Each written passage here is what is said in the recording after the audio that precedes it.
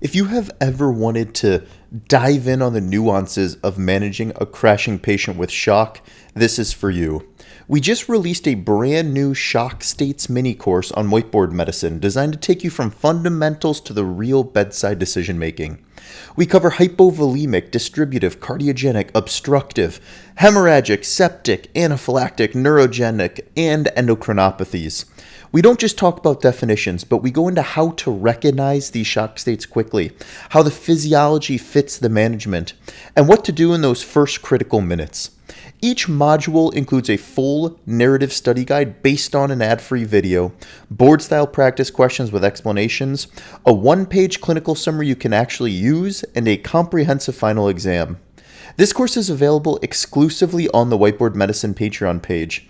If you want to get more confident with your shock management, not just memorize the algorithms, consider joining our Patreon page today.